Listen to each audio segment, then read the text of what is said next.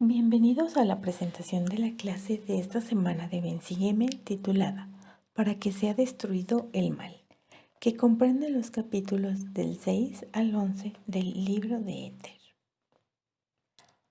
A medida que lea sobre el auge de los jareditas y su trágica caída, verá muchos momentos de tristeza, pero no pase por alto el gozo de aprender lecciones de esta historia.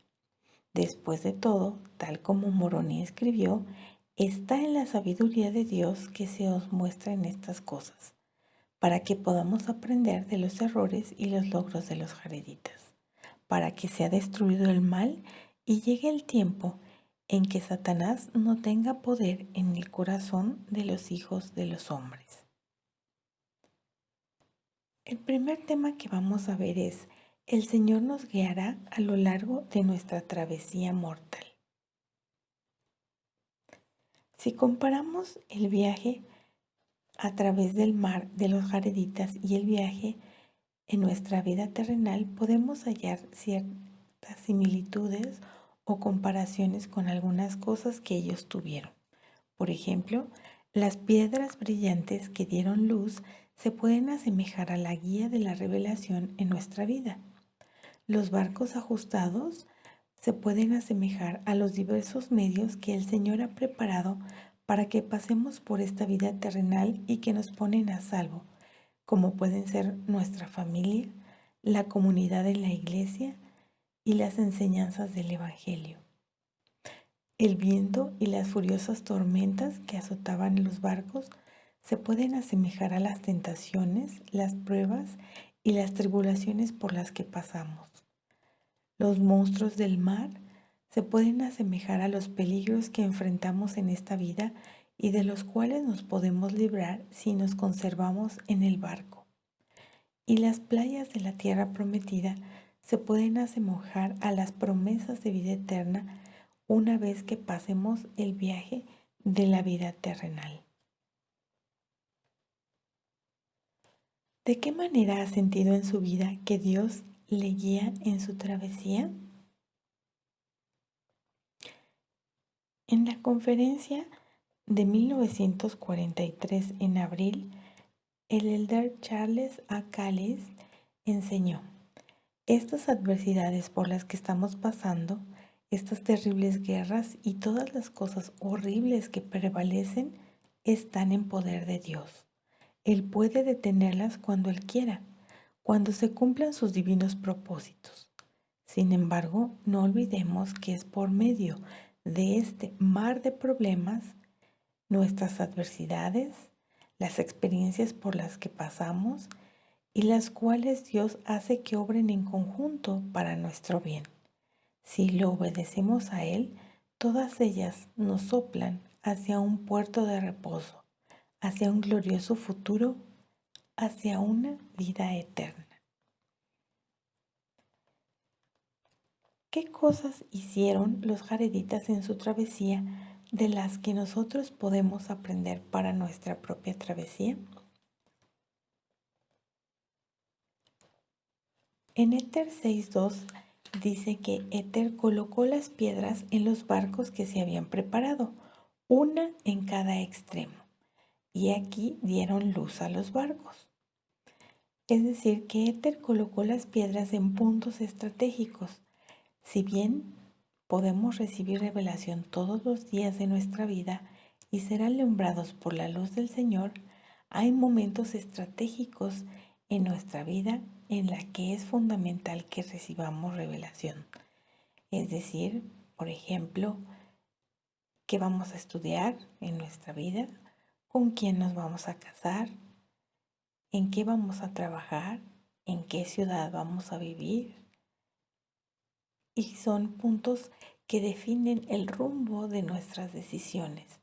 Y es fundamental que en esos momentos tengamos luz o revelación del Señor. En Éter 6:4 dice: y sucedió que cuando hubieron preparado todo género de alimentos para que con ellos pudieran subsistir sobre las aguas, se hicieron a la mar. Es decir, se prepararon para subsistir en el viaje, para que no les faltaran alimentos. En nuestra vida también debemos prepararnos para solventar las necesidades físicas necesarias para la travesía. En Éter 6:4 también dice que entraron en sus naves o en sus barcos y se hicieron a la mar, encomendándose al Señor su Dios. En la clase pasada aprendimos que encomendarse significa confiar en Jesucristo, en que a pesar de las vicisitudes del camino, Él nos llevará a la vida eterna. En Éter 6, versículo 7 dice, cuando los envolvían las muchas aguas, imploraban al Señor y Él los sacaba otra vez a la superficie de las aguas. La oración, como se describe en este versículo de implorar, implica humildad y súplica al Señor. Una oración que sale realmente del corazón. En Éter 6:12 dice, y al pisar sus pies las playas de la tierra prometida, se postraron sobre la faz de la tierra y se humillaron ante el Señor, y vertieron lágrimas de gozo ante el Señor por causa de la abundancia de sus tiernas misericordias con ellos. Vivir con una actitud de humildad y gozo por las bendiciones y por sus tiernas misericordias de Jesucristo a nosotros.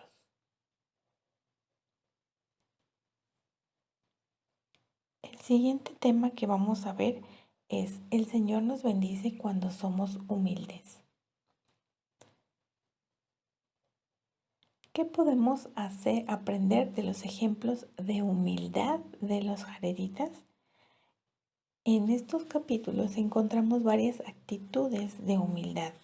Entre ellas, por ejemplo, dice que al pisar sus pies las playas de la tierra prometida, se postraron sobre la faz de la tierra y se humillaron ante el Señor, y vertieron lágrimas de gozo ante el Señor por causa de la abundancia de sus tiernas misericordias sobre ellos. ¿Cuántas veces nosotros hemos agradecido de esta manera al Señor? ¿Cuántas veces hemos reconocido en nuestra vida las tiernas misericordias que el Señor nos da en nuestra vida? Recientemente el profeta Russell M. Nelson habló acerca de dar gracias a Dios por las cosas que hay, y muchas de ellas son tiernas misericordias de Jesucristo. Sin embargo, necesitamos a veces ser un poco más claros en reconocer estas tiernas misericordias del Señor hacia nosotros. En un versículo más adelante dice, y se les enseñó a andar humildemente delante del Señor, y también recibían instrucciones de lo alto. Los jareditas se preocuparon por enseñar la humildad a su pueblo. ¿Qué hacemos nosotros para enseñar y para aprender la humildad en nuestras vidas?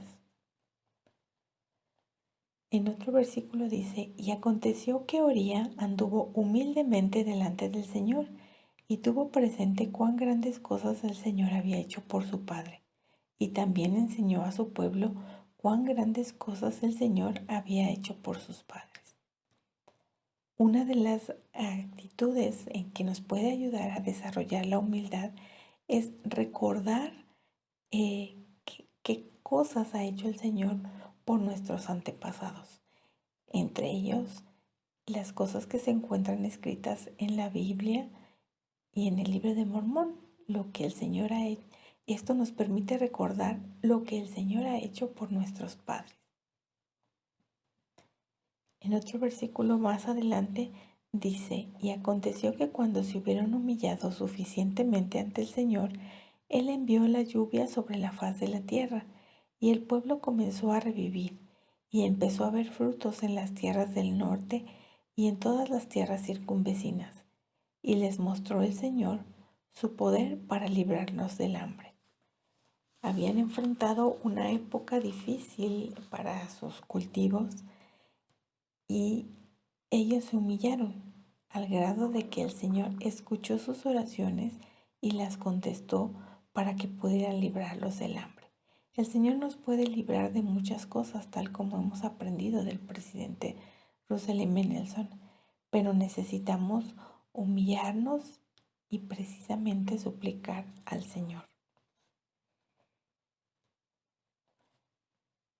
En otro versículo más adelante dice, y aconteció que Shez recordó la destrucción de sus padres y estableció un reino justo, porque recordó lo que el Señor había hecho al traer a Jared y a su hermano a través del mar, y anduvo por las sendas del Señor. ¿Cómo nos ayuda a ser humildes el acercarnos más a Dios? En la conferencia de octubre del 2003, el elder Richard C. Edge enseñó, muchos de nosotros vivimos o trabajamos en un ambiente donde a menudo la humildad es mal interpretada y considerada como una debilidad. A medida que aprendemos la manera en la que Dios lleva a cabo sus obras, el poder de la humildad y de la sumisión llega a ser palpable. No tiene importancia quiénes seamos o lo sobresalientes que sean nuestros títulos. La humildad y la sumisión al Señor, aunadas a un corazón agradecido, son nuestra fortaleza y esperanza. El siguiente tema que vamos a ver es: los líderes rectos dirigen a las personas hacia Dios. En el pueblo de Jared podemos ver que hubo muchos líderes. Algunos gobernaron bien, otros no tanto. Pero de los que gobernamos bien podemos aprender lecciones como líderes en nuestros hogares, en la comunidad y en la iglesia. El elder Dieter F. Uchtdorf enseñó en mayo del 2017 que el reino de Dios, la grandeza y el liderazgo significan ver a los demás como lo que verdaderamente son, como los ve Dios, y después tenderles la mano y servirles o ministrarlos. Significa regocijarnos con los que están felices, llorar con los que están apenados, elevar a los afligidos y amar a nuestros semejantes como Cristo nos ama. El liderazgo en la iglesia no consiste tanto en dirigir a los demás, sino en nuestra disposición a ser dirigidos. El presidente Asa Taft Benson enseñó, solo quienes son íntegros tienen la capacidad de elevar y alentar a los demás a un servicio mayor y un logro mayor y una fortaleza mayor.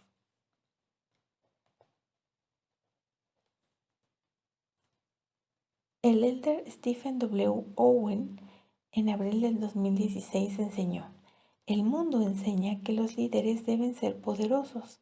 El Señor enseña que deben ser mansos. Los líderes del mundo obtienen poder e influencia por medio de su talento, sus habilidades o sus riquezas. Los líderes semejantes a Cristo obtienen poder e influencia por persuasión, por longanimidad, benignidad, mansedumbre y por amor sincero. Haciendo un resumen de estas características, estas son las características de un buen líder: dar servicio entre su rebaño, ser dirigido por Dios, ser íntegro, elevar a los demás, ser manso y utilizar la persuasión, la longanimidad, la benignidad, la mansedumbre y el amor sincero. ¿Qué puedo hacer yo para desarrollar estas cualidades de liderazgo? No importa que yo en este momento tenga un llamamiento o no de liderazgo, el desarrollar estas cualidades es acercarnos un poco más a Jesucristo. Y hasta aquí terminamos con la presentación de la clase del día de hoy. Recuerda que puedes descargar esta presentación en la caja de información de este video, ya sea en PDF o verla en Google Slide. Si tienes alguna otra enseñanza o algún comentario, lo puedes compartir en los comentarios de este video. Gracias.